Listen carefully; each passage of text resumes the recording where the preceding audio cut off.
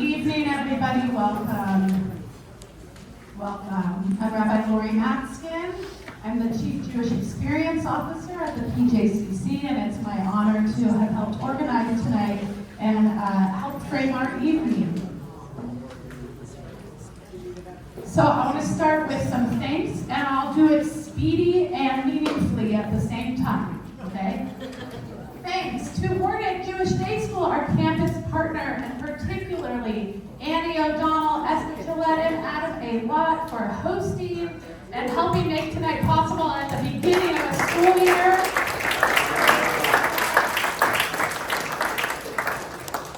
I want to thank and acknowledge our CEO of the PJCC, Jordan Shanker, who's in the back by the Israeli flag.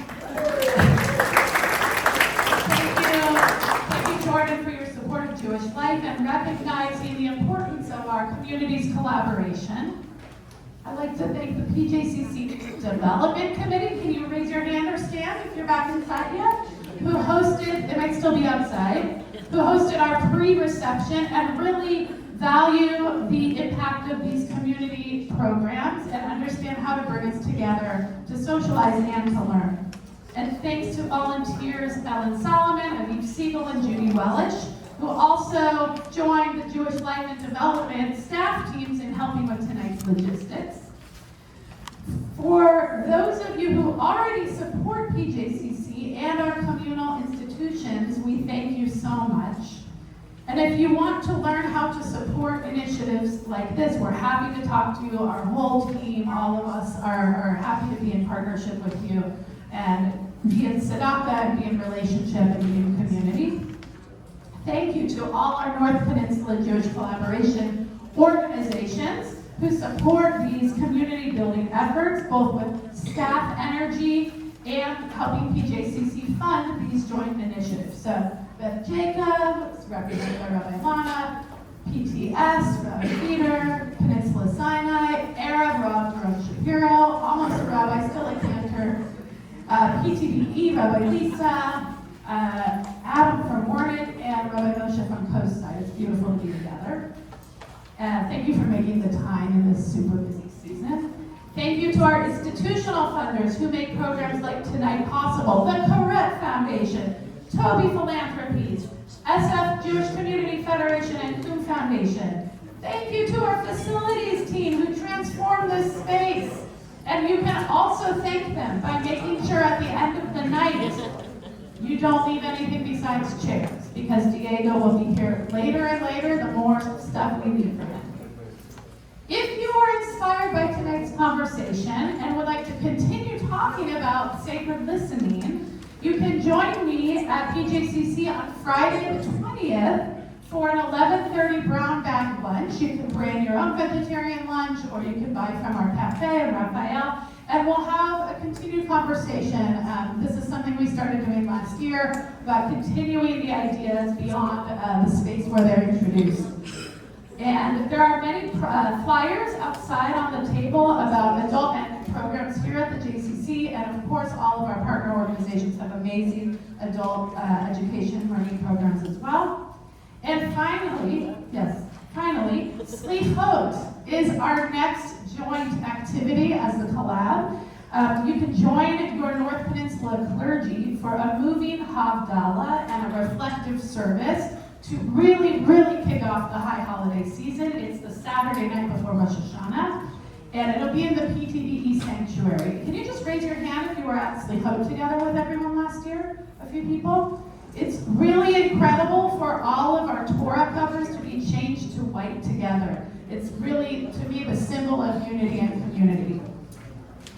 And we'll begin at 8 p.m. so that we respect the Shabbat practice of our whole pluralistic community.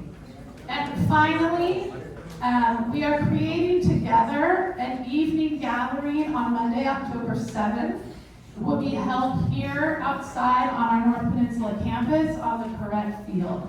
And all of our North Peninsula Jewish collaboration orgs are sharing the Eventbrite link, and we have a team of thought leaders, of community leaders from both synagogues, Israeli community, and wider community helping plan that. Okay, deep breath. So thank you to everybody. Okay, I'm going to turn it to Adam. Rabbi Laurie, we I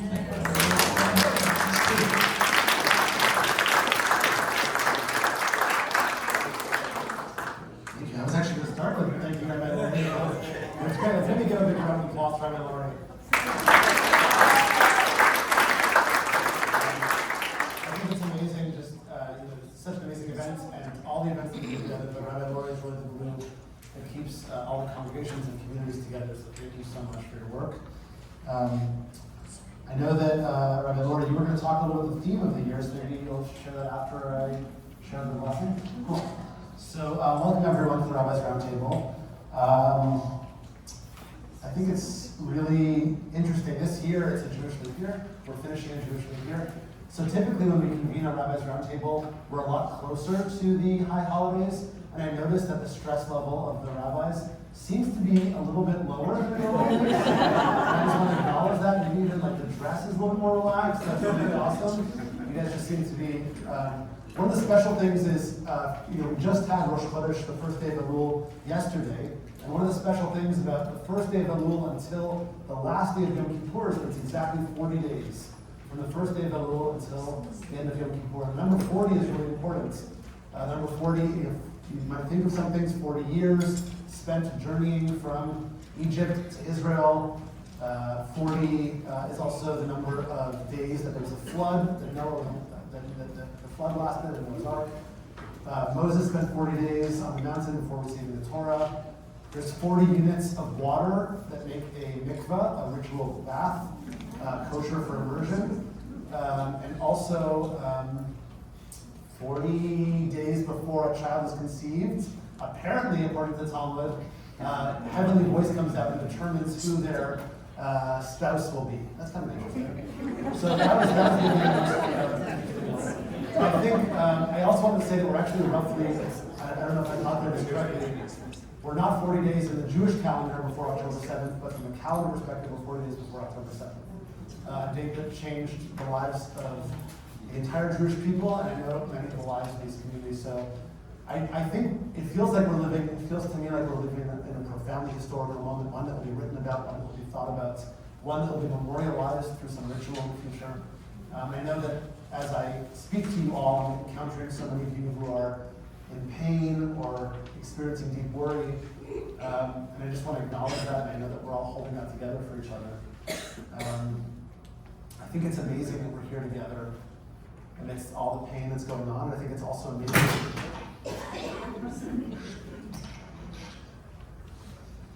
I think it's also amazing that we're gathering here today to learn for the holidays together. It's such an incredible historical moment. I want to talk a little bit about the format. So Rabbi Laurie is going to share a little bit about our theme, which is listening. And my job today is to listen really carefully and talk as little as possible. We're going to have every rabbi is going to speak about a different body of literature, a different time period in the Jewish tradition, the Jewish canon, on the theme of listening. We'll have 10 minutes to hear from every clergy member. They're going to share for a little bit of time, and then I'll ask a couple of clarifying questions. We really want to model listening. We want to model being fully present for all of the clergy that we're going to share here. The last thing I want to say is I'd love to help us transition by reciting a blessing for immersing ourselves in learning of Torah. It's a blessing we say every morning in British Shacharit. So I'll sing it for us, maybe in my own tune, if that's okay. Okay. Baruch atah Adonai Eloheinu melech haolam asher kideshanu b'mitzvotav v'tzivanu la'asok b'divrei Torah. Amen. All right, so Rabbi Laurie, it's you.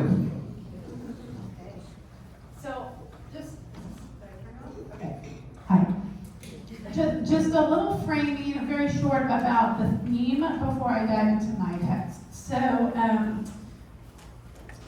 a reminder of our themes the last 2 years, which I see Kimberly is here, and we've had this beautiful symbiotic conversation between our art galleries in the PJCC and our community themes at the Roundtable. So 2 years ago, when we had the Archie Rand 18, the Amidah art, we focused on refuah, healing, and the blessing of Heyn.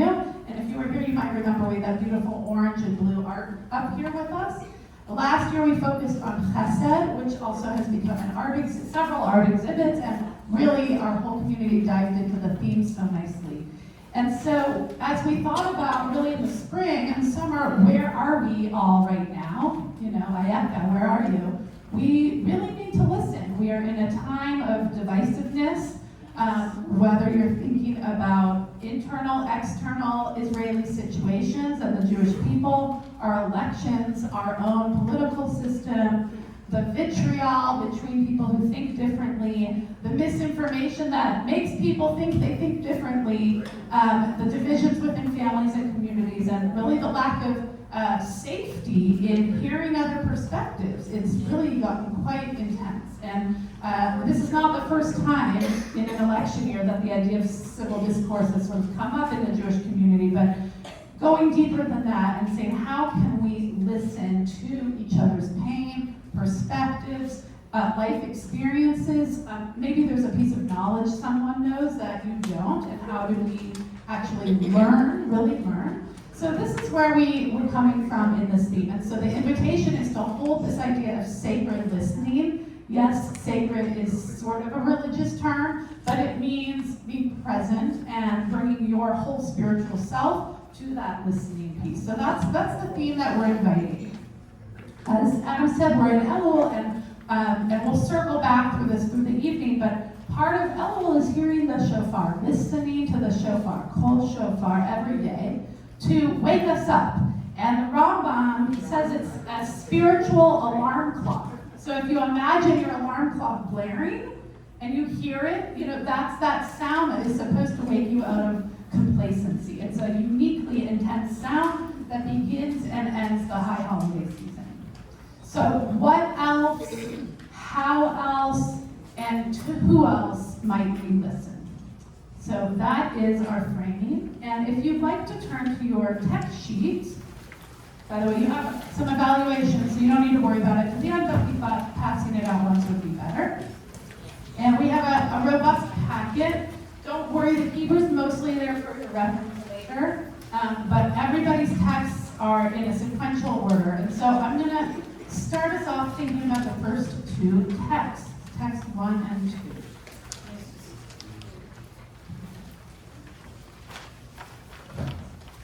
Okay, so when I was assigning myself the Torah section, I noticed that both the beginning and the end of the Torah address the struggle to listen.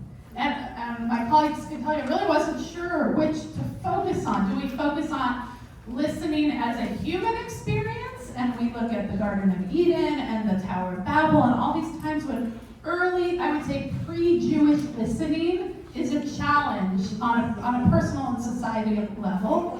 Or do we go later and go to the end of the Torah when we as Jews and as Israelites are being given specific frameworks to listen? So just know that they're both kind of on my mind, and I offer them to you as those bookends. So we're going to look at Devarim, Deuteronomy. And again, these first two texts, the first one should be familiar to many of us, Shema Yisrael, Adonai Eloheinu, Adonai Echad, and then going into the Ve'ahavta. And interestingly, my colleague to my right and I had a debate, is this liturgy or is this text? I said, it's obviously liturgy, it's in the Siddur. She said, no, it's a quotation from the Torah that's being used in the Siddur. So even that itself, how do we listen to our text in our own usage, I think is interesting. So in Deuteronomy, we have this root of Shema, Shin Mem Ayin, 92 times. I think Rabbi Jonathan Sachs counted 92 times. So it's got to be important. Let's think about what it means. And so what I'm going to do is intersperse Rabbi Sachs' drash and my thoughts on this text. So Rabbi Sachs says the word Shema is untranslatable. It means many things: to hear, to listen, to pay attention, to understand, to internalize, and to respond. He says it's the closest biblical Hebrew comes to a verb that means obey, but that's as close as it comes. And he says, in general, when you encounter a word in any language that is untranslatable into your own, You are close to the beating pulse of that culture. This is core to our Jewish experience. It says to understand an untranslatable word, you have to be prepared to move out of your comfort zone and enter a significantly different mindset. So let's think about Deuteronomy for a minute. This whole book is written as a farewell address from Moses to the Israelites before they enter Canaan. Some call it a set of sermons. This is the moment of transition, or the time of transition from Moses' leadership to Joshua's leadership. And we've got the second generation Israelites, meaning the children of those who experienced the Exodus 40 years ago, and the children of those who were at Sinai receiving the laws. So what is it that Moses really wants them to know? Or, if you want to take a more historical approach and posit that Deuteronomy was written by the Jews in exile in Babylonia, what do they imagine Moses wanting their ancestors to know? In other words, the question can remain the same. So text 1, the Shema. I'm interpreting this as listen, obey, or commit. I like the word commit to this idea of oneness, Adonai Echad. The idea is to stay in relationship and understand that all is one. All is God, and all is connected. There's not a million different little Canaanite gods. We're not separate from each other. The silos are just an illusion. Everything is one. And we are all connected for one shared purpose. So if all is one and we are supposed to commit to this, then the V'ahavta, to love God and to act as such through these mitzvot, is the outcome. It's the outcome and the action that we do because we've listened. So we've listened. This is a head off for you, it's just a foreshadowing. First we listen, and then we have actions that follow because we have made that commitment. Now, text 2, which is a little bit later, we say, see, I've set before you blessing and curse. Blessing if you shema the mitzvot. And I translate it, if you commit to the commandments. And curse if you do not shema the mitzvot. And you turn away from my path, and you follow other gods that you don't really know. So I see this as a sense of natural consequences, right? Theologically, it's framed as blessings and curses, but from a humanistic perspective, we could say, without relationship, there's no alignment, and that just sabotages all that is life-giving. So both of these texts bring this concept of mitzvah.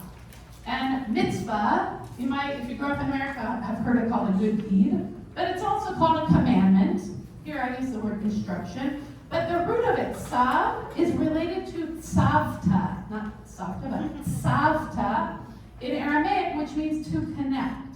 So a mitzvah, the point of a mitzvah, the ikar, the essence of it, is to connect us to each other, our past, and our purpose. You might call purpose God. I'm using the word purpose.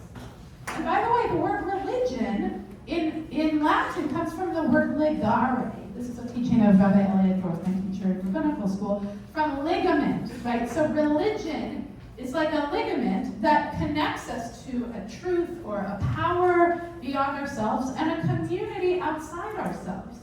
So I'm taking the Deuteronomy theology to say that listening is a form of care that creates connection, which ripples to frame our commitments and deepen the impact of our relationship. So listening is care that leads to connection, deeper commitment, and impact.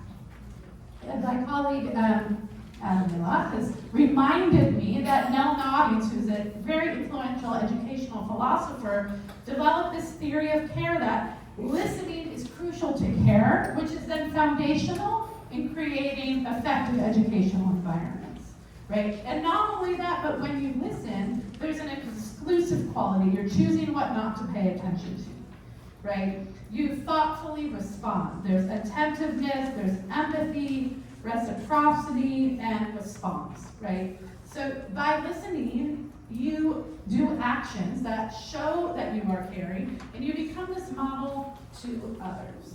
So let me end with a little bit more of Rabbi Sachs. So he says, I have 2 paragraphs, which to choose. Okay. Listening to another human being, let alone God, is an act of opening ourselves up to a mind radically different than our own. To listen is to make myself vulnerable. It is the antidote to narcissism, the belief that we are the center of the universe. It is also the antidote to the fundamentalist mindset. I think this is so important today. Characterized by the late Professor Bernard Lewis, who said, "I'm right, you're wrong, go to hell." In other words, it's the people not like us who make us grow. And the life-changing idea of Deuteronomy is that listening is the greatest gift we can give to each other, to another human being, and that to be listened to is so radically empowering that it leads to redemption. It's a redemptive act, okay? So we call out the Shema even at the end of Yom Kippur. We end with listen, we end with that shofar. Perhaps it's the whole point of Yom Kippur, is to listen and to care and to find redemption through that connection, which is only coming from that presence. That's so beautiful. Thank you, Rabbi Laurie. I want to just go back to something you said, which is you told us that in the name of Rabbi Beth, that when, the word Shema is untranslatable, and that when you find something untranslatable, it's core to the people's culture. You also told us that one of the ways that we listen is we commit and we stay in relationship. So I think you framed things by talking about challenging discourse and talking about the tough year. So I'm wondering if you have any wisdom to share with us about when it feels really, really hard to listen to someone else, when they have an opinion that you really disagree with.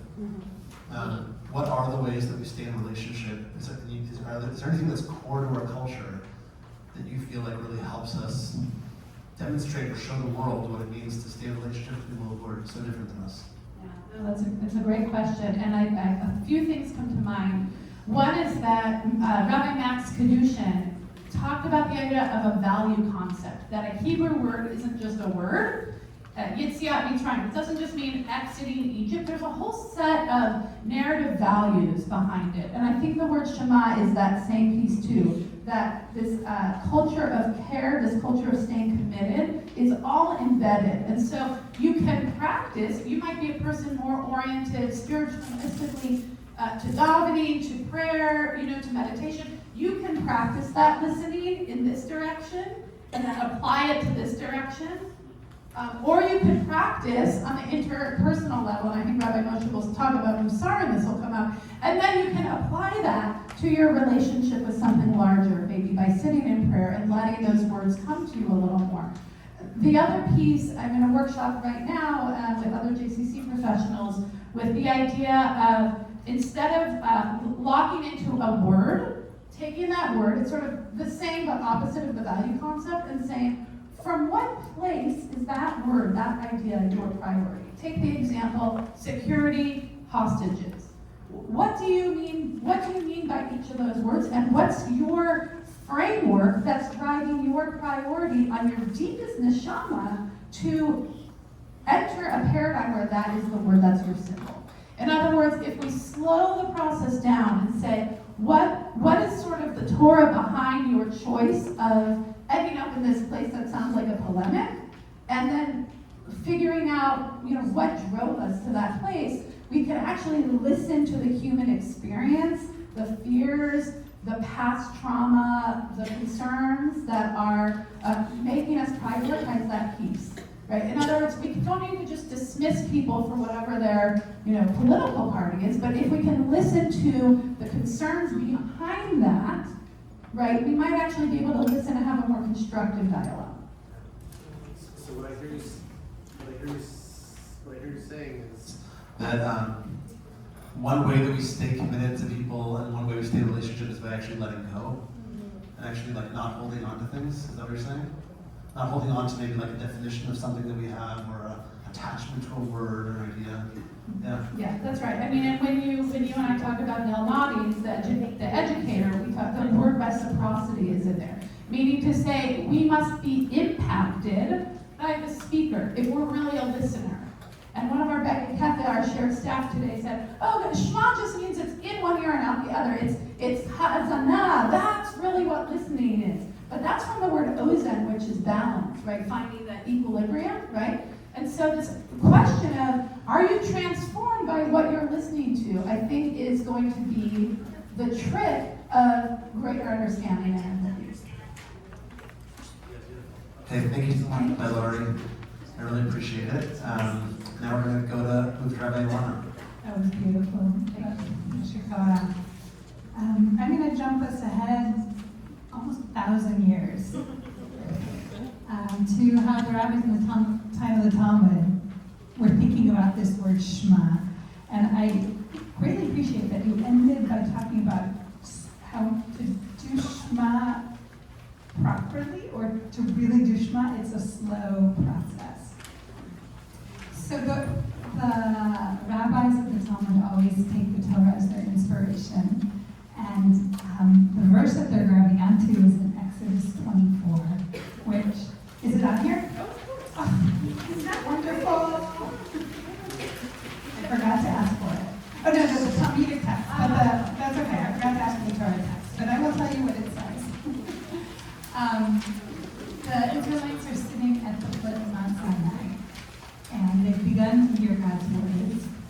And all the people together cry out as God speaks, or as God, according to the book that God gives us, Na'aseh v'nishma. We will do and we will hear.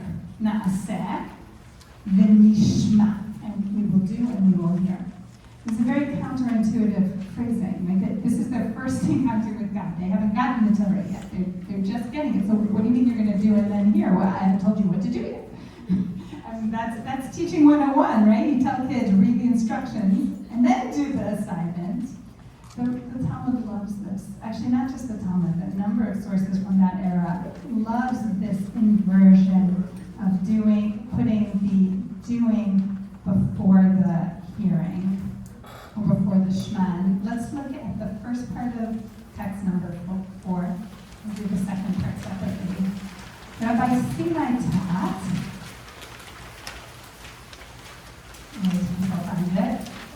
it's Shabbat 88a, so that's a source from the Talmud, Tractate Shabbat. When the Jewish people declared, upon receiving the commandments at Sinai, Na'aseh we will do, before saying Nishma we will listen, 600,000 angels came and placed 2 crowns on each person, one according to Na'aseh we will do, and one according to Nishma we will listen. And this is actually just one. There's a whole series of metaphors on this page of the Talmud. I particularly love that image of a crown being placed on every individual.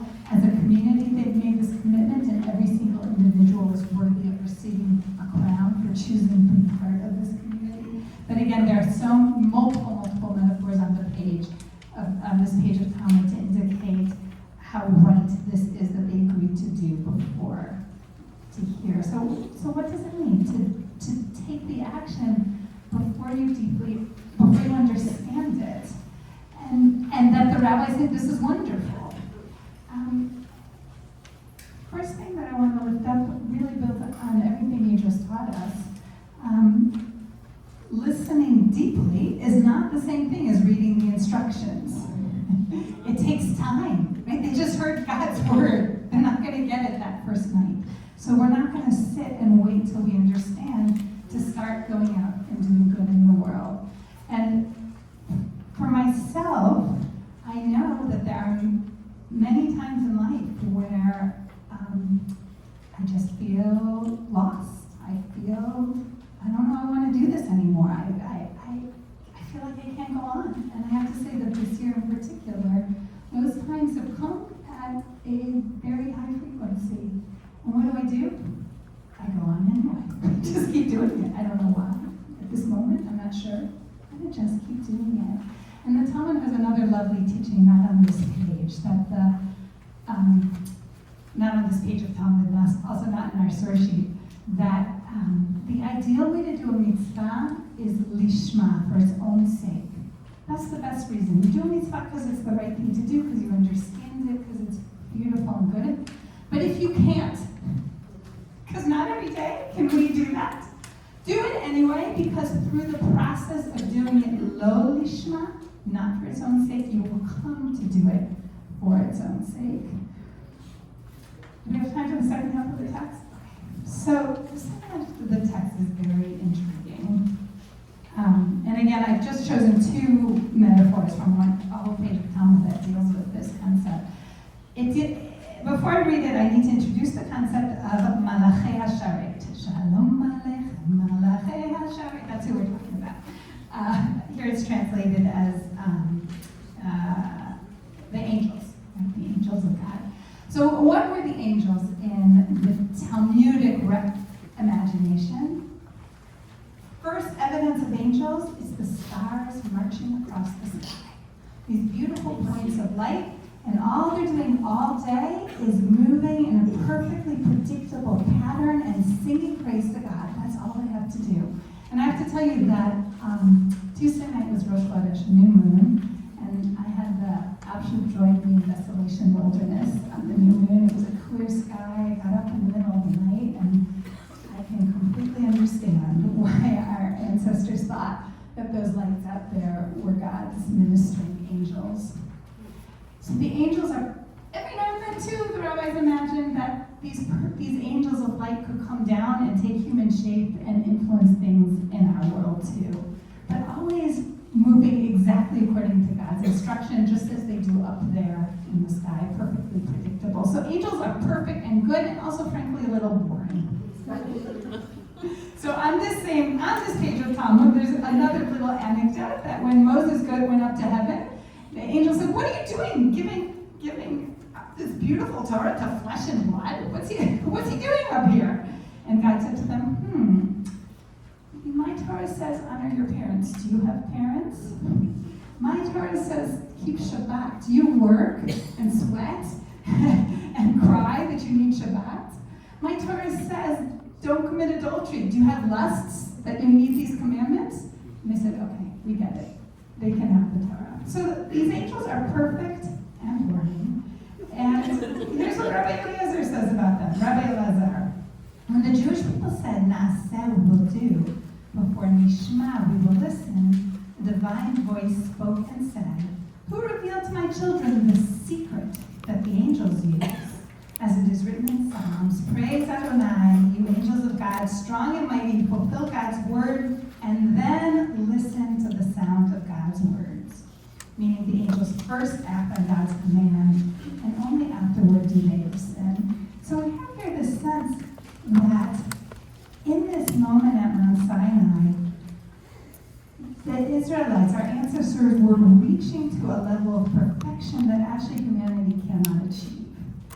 So the angels sit in this space between animals who, in some level, their actions are simple, right? They don't strategize the way we do. At least I don't think they do. They don't get caught up on themselves. They don't have all this self-doubt. Am I doing it right? Did I say that right? What did she think? Right? So they don't have that, but they do have intelligence. Right? And we human beings in that moment were striving to be so pure in our actions that we could be like the angels. It was a moment of reaching, and it leaves us with this ideal of somewhere deep inside, perhaps we have a conscience that we can follow even before we're able to hear. Right? The angels know what to do even before they hear it. And inside each of us, there is that moral compass that just needs to be activated through conscious listening. Wow, there's a lot there. I'm wondering, I'm not sure if I got this right. So you talked about how, listening isn't the same thing as reading instructions at the beginning. Is part of the listening you're talking about at the end this idea of just listening to yourself, and when you know something, you know it's right? That's what I was alluding to with the angels, right? That they just know what to do. No one has to tell them. It's programmed into them a lot like I imagine animals live, right? And we do have this sense that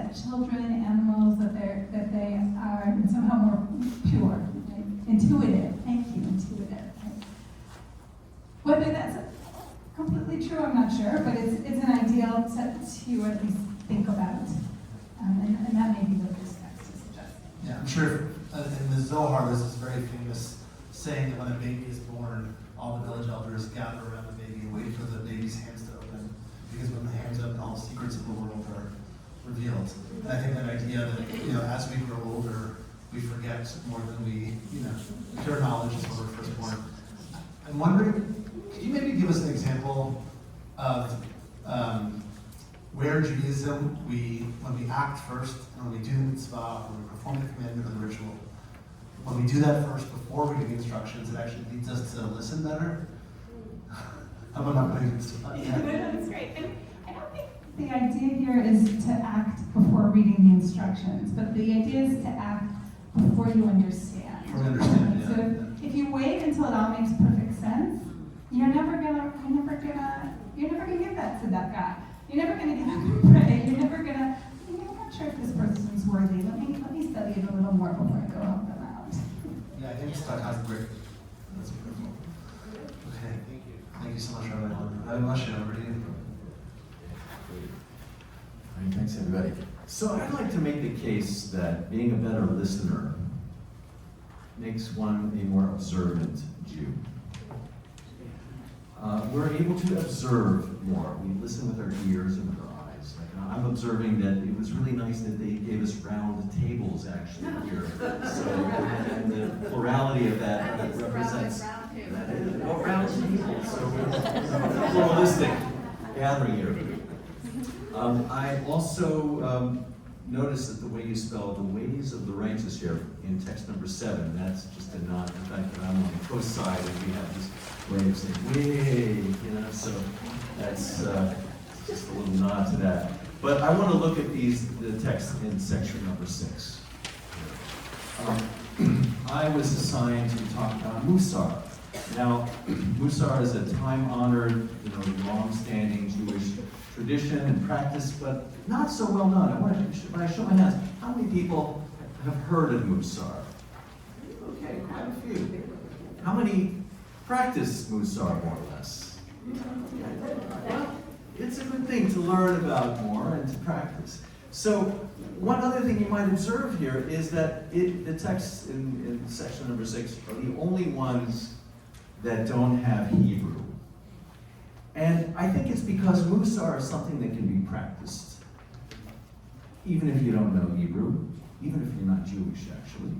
And also, it doesn't make reference to the narratives from the Torah and the Bible. You don't have to, talk about Abraham and Isaac, Jacob, Joseph, Moses. You don't have to talk about Sinai. It's not referential to those elements in our history. It's more referential to the nature of experience and relationships. That's the point of reference that we use for Musar. So I want to say, first of all, this first text, Orchot Tzadikim, the ways of the righteous, comes from the 15th century, written either in Germany or France, and it's an anonymous text, and some will even say that it may have been written by a woman or by women. There are various reasons why they think that might be the case. And it advocates improving one's character and exercising balance in one's life. I want to mention that Musar officially became a movement in the 19th century in Lithuania. There was a Rabbi, Israel Salanter, and he was head of a yeshiva, and you notice a lot of his students were brilliant, but they weren't really very nice. And you thought, what's the point of this if you're not a mensch? Right? And so he gathered all these teachings from Pirkei Avot and other sources, Bachya, Ibn Pakuda, and many sources throughout history that were all about not Abraham, Isaac, Jacob, and Joseph, but about how to be a mensch. And that became a core part of his curriculum. And then Alan Marinas came along about 20, 30 years ago and really brought it into the mainstream. And now that's why so many people know about it, I think. But it's an excellent text, and I think it actually speaks for itself. Let me just read it here for you. The righteous man or person considers his or her words. We'll just use the pronouns here. The righteous man considers his words before he speaks, listens attentively, and refrains from interrupting others.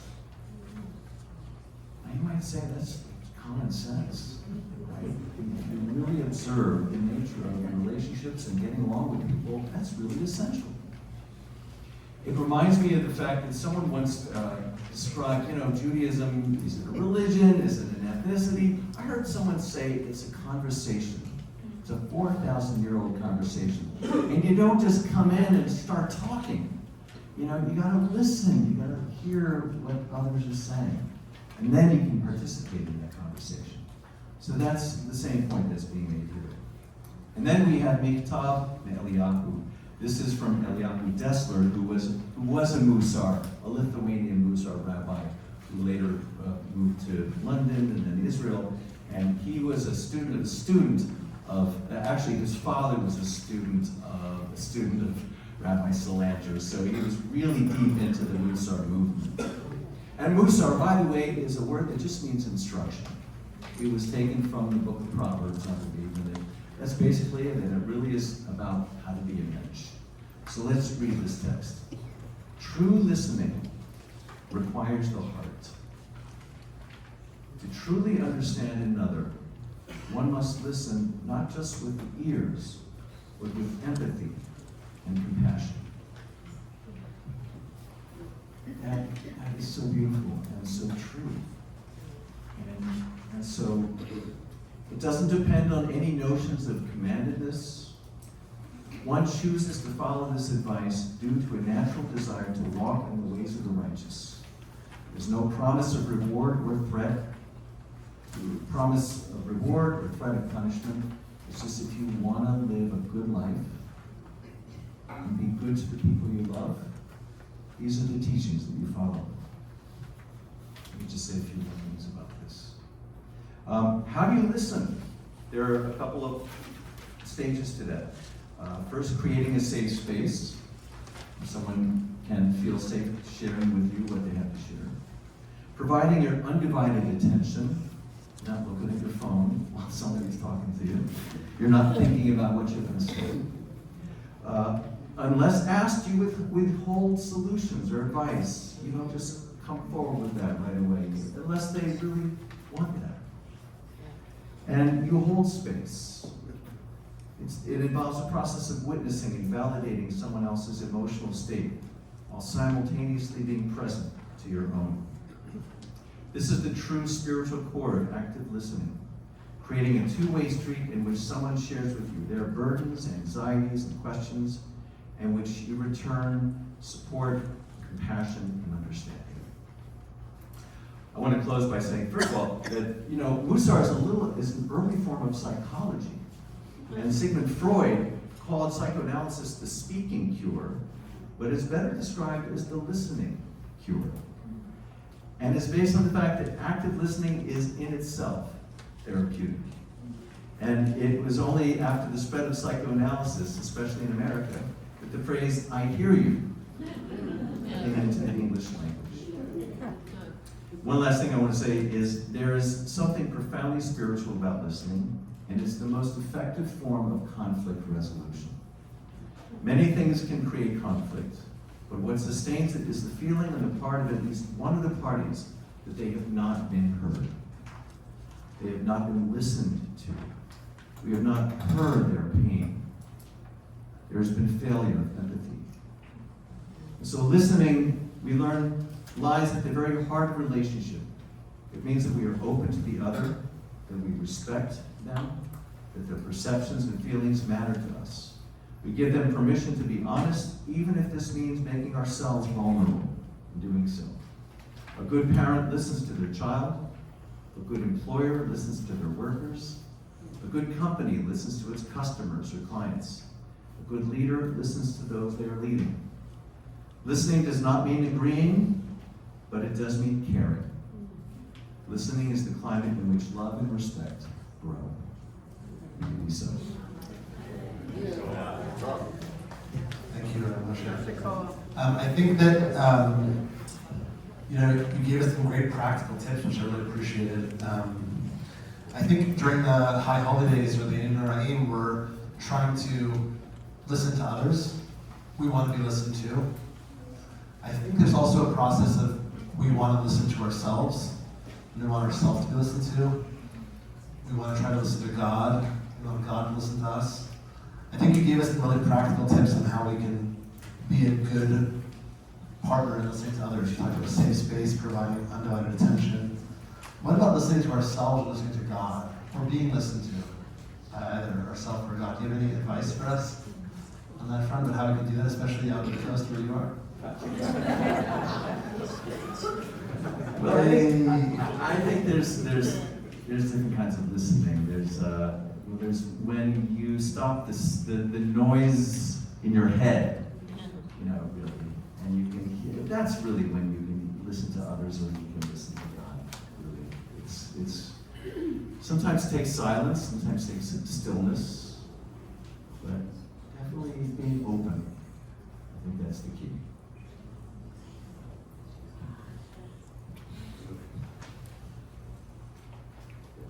Am I on? I got the thumbs up. Doron, I want to thank Rabbi Kingston for allowing me to just borrow from one of her texts for a moment. So if you look at number 10.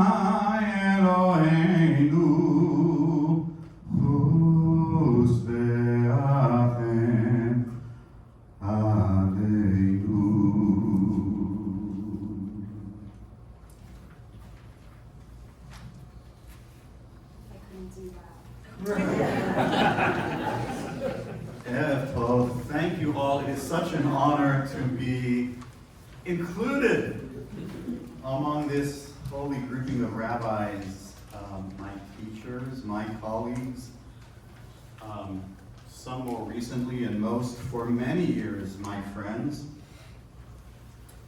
And I think I could say that for this entire illustrious group before me, the North Peninsula Jewish community crowd, most of whom I have dealt with. I've had the privilege of working with one exception, but maybe we can change that one of these days, but in every one of these synagogues and working with these wonderful people. So thank you for allowing me to be here. There's nothing that says someone about to becoming a rabbi can't still start teaching by singing, so thank you for that. I was here once before, though, on a Zoom. You might remember during the pandemic we Zoomed some of these, and it's so much nicer to be able to be together here. And one last thing before I jump in, a couple of apologies. One is, I came back from a break over the summer, a lengthy break, jumped into some of what you were talking about, which is you need to listen first, or else Rabbi should start. You can't just jump in and expect to be part of the conversation and know what's going on. So as a result, instead of looking towards the Mishnah part of Talmud, I too will be looking at some of Gemara. If it makes anyone feel better, it's based on the Mishnah. But apologies to Rabbi Ilana for doubling up a little on Gemara, and in fact tripling up, because we both are similar in that we both lean towards Tractate Shabbat, which is where I found my beautiful teaching that I'd like to share in a few moments. Shabbat is the second tractate in the order of Moed. The first one in the second grouping of books known as Moed. But please don't look at any text yet. We'll get there in a moment. I want to teach about a guy named Resh Lakish. Anyone know that name? Yes. All right. Shema Koleinu, I wanted to start with that. I know Rabbi Lisa will talk about it, but hear our voices. Hear our voices is something that I have found, I know every person here has probably found so much more challenging in 5784. For me, harder than any other year in my life. in terms of listening, in terms of news, in terms of politics, in terms of the creation of a whole new layer, I think certainly for every person on this stage, but I'm sure for all of you as well, a whole new layer of work and caring, and how do you say things, and how do you listen, and security, and budget, and things that I would write naturally in the past, in the role of a cantor or educator, that now I need to think about twice or 3 times. I think about my children a lot. When I was a kid, Walter Cronkite was this American saint.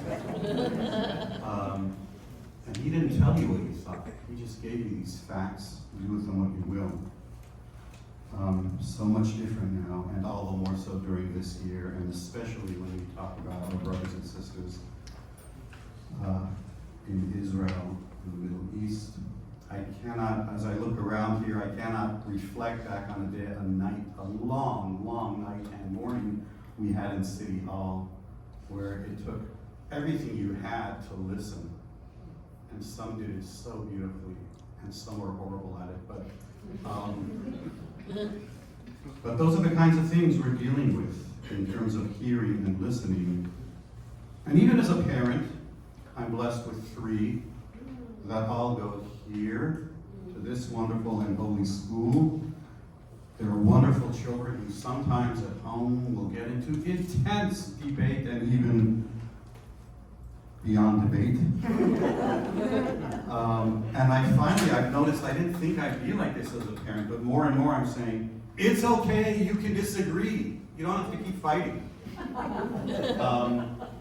Just, it's okay. Smile on your brother. Everybody get together. Just listen to each other. You don't have to agree. Lord knows Judaism allows and even encourages that. Right? In Karuta study, as the rabbis would have it also in the Talmud, known as Eruvin. You will be familiar with the phrase, Gam elu ve'elu divrei Elohim Heyn. Your way of thinking and yours, your words and yours, they're both holy. It comes from a debate between Hillel and Shammai, and Hillel gets the win on that one.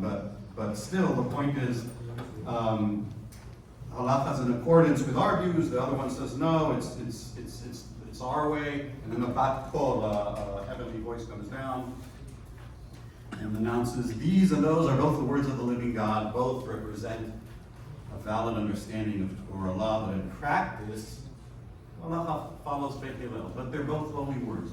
Let's leave it at that. So that said, all of this is an introduction to my text.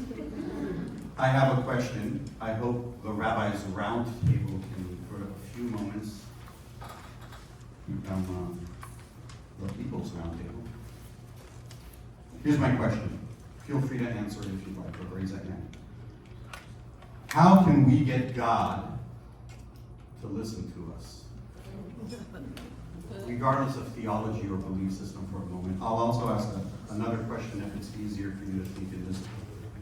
If you were God, who would you be inclined to listen to?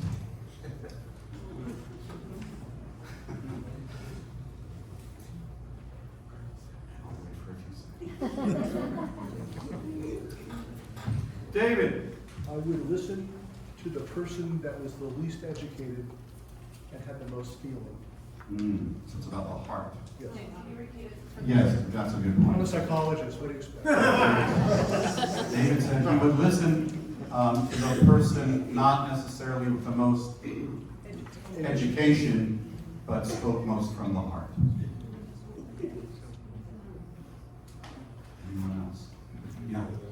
So I'm thinking about the concept of humility, because I remember learning that Hillel became more prominent in the Shammai discussion because God raised the value of humility, and I'm somehow trying to connect that to listening, but you can help us do that. That's okay. I don't think we need to, but humility, in a nutshell, is you'd be inclined to accept the words or questions or or feelings, or respond to those who are humble about it, rather than just come up with you and say, God's doing it. Let's take one more, yeah. I think to have God listen to us, we have to actually be open to the message. Whatever that message may be, truly open, even if we don't like it. Okay, so being open to the message regardless of like, dislike, agreement, disagreement. Beautiful. Thank you. So now about Resh Lakish. Known as, really his name was Shimon ben Lakish. He was amongst the Amoraim, or there are different categories depending on the centuries of the rabbis. And he was amongst the earliest, from about 200, the year 200, roughly born. Known for his scholarship, his integrity, and very much known for his brute strength. Not too many rabbis are known for that. He was known as a bandit, a gladiator. Babylonian Talmud talks about all these things. It'd be like if you want your rabbis here were bodybuilders or something like that. Obviously, it doesn't happen, but I didn't mean to look at Rabbi Dan. He was very fit, but and he's known for very many quotes, right? Famous quotes. Quotes I loved since I was a kid. Like every act, every sin is really a temporary act of insanity. I don't know if you agree with that. I'll think about it. Okay, now. Yeah. If you flip now to number 7. Number 7, where it says Talmud Davi Shabbat 63a. I'll read just a little bit of the Hebrew. Usually I ask other people to read, but just in watching the talk. Amar Rabbi Yirmiyah, Amar Rabbi Shimon ben Lakish. שני תלמידי חכמים, המלוכים זה לזה בעלתה, הקדוש ברוך הוא מקשיב להם שנאמר, אז נדברו יראי אדוני וגוי, אין דיבור אלא נחת, שנאמר, ידבר עמים תחתינו. Or in English, Rabbi Yirmiyah said that Rabbi Shimon ben Lakish said, 2 Torah scholars who are agreeable to each other, so not just even listening, but agreeable to each other, that in the Hebrew is hamochim, right? It's comfortable to be with this person. When engaging in discussions of halakha, the Holy One, Blessed One, listens to them as it is written. Then they that feared God spoke one with another, and God listened and heard. And the book of remembrance was written before him. For them that fear God and that think upon his name. It's a quote from Eilath. And the term speech means nothing other than calm. As it is stated, he subdues people under us. God will cause the nations to submit to the Jewish people, leading to a period of calm. Here too, the term dibur indicates calm and agreeability. So for Resh Lakish, the way to get God to listen is to listen to each other. That's it in a nutshell. I've excised other verses, but I'd like to still, with your permission, just look at the English of how this discussion is ended with these 2 references, the Shir HaShirim, Psalm of Songs. Rabbi Abba said that Rabbi Shimon ben Lakish said, 2 Torah scholars who listen to each other in the discussion of halakha, the Holy One, blessed be God, hears their voice as it is stated. You who dwell in gardens, the companions heed your voice. Pause and hear you. Beautiful thought. If they do not do so, that is, they don't listen to each other, they cause the divine presence to depart from among Israel. As it is stated in the following verse, run away, my beloved, be like a gazelle or a young hart, mountains of spices.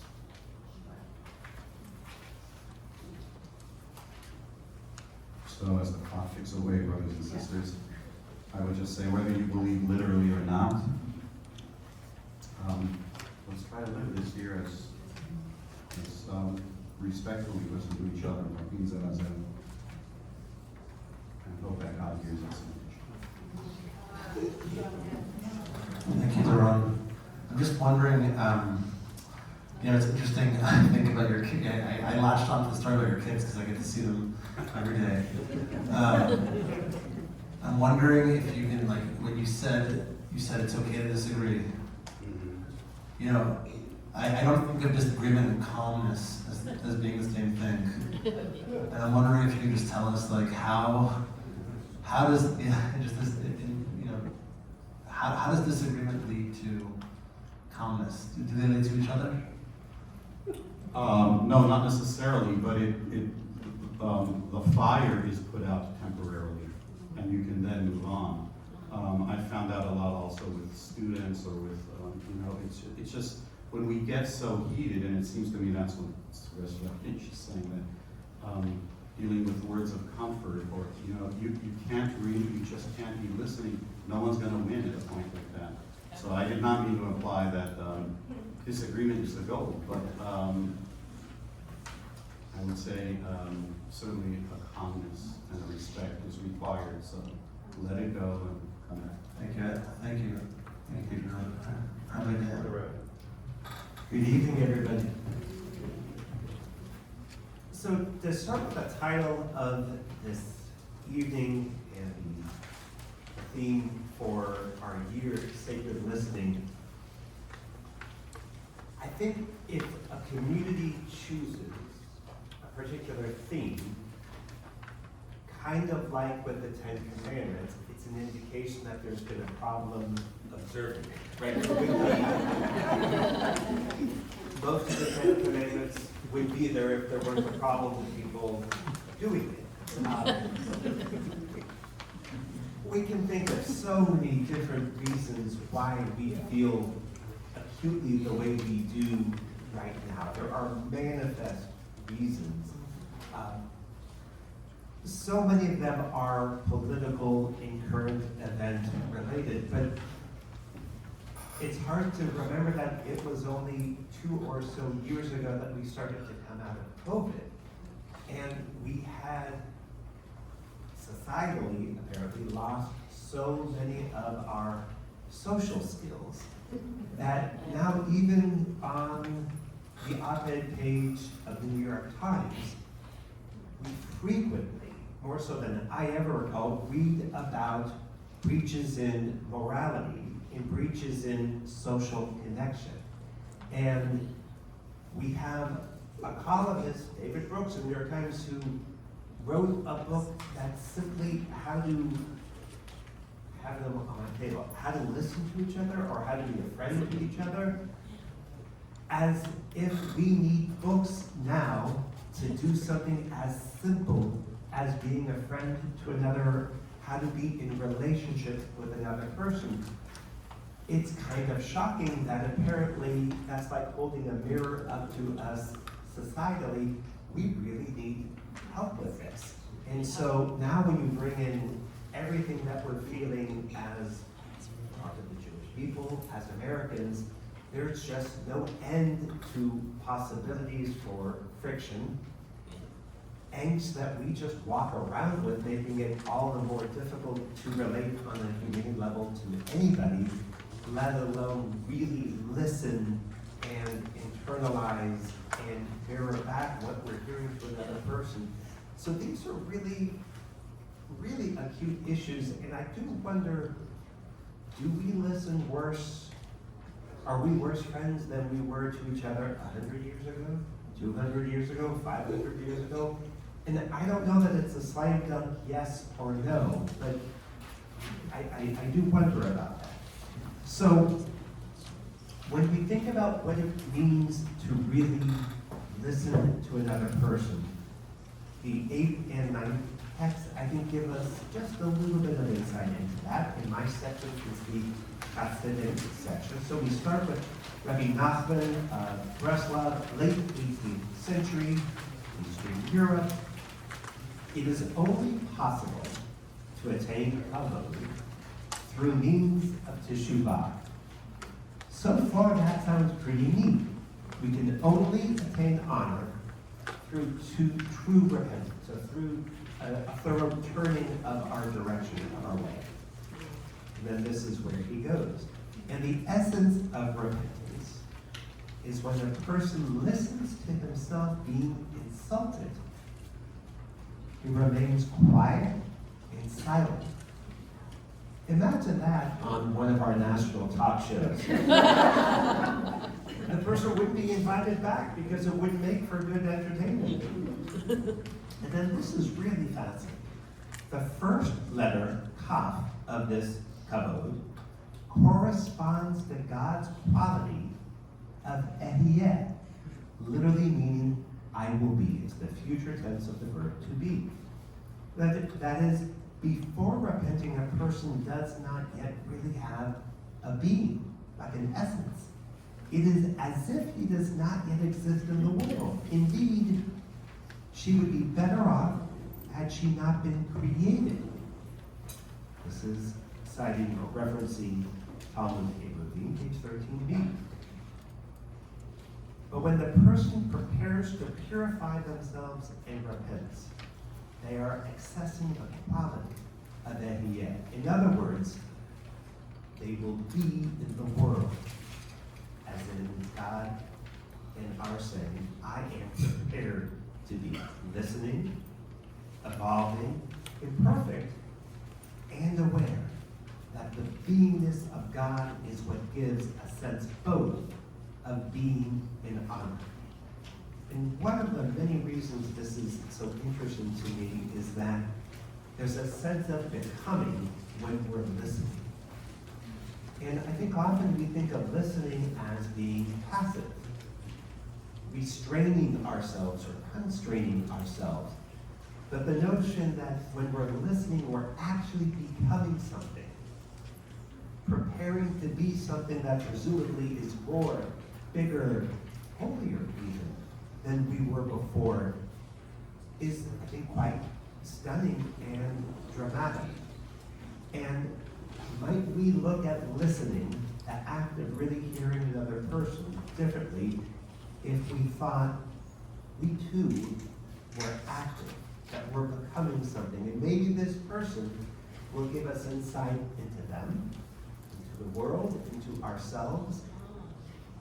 The very notion, which of course seems obvious, that we might have something to learn from this other person, I think is really at the basis of that. So that's one text. Turn the page to number 9.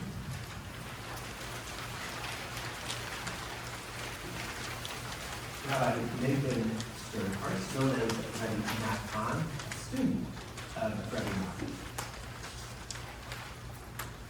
Let me listen to the blowing of the shofar on Rosh Hashanah with intense concentration.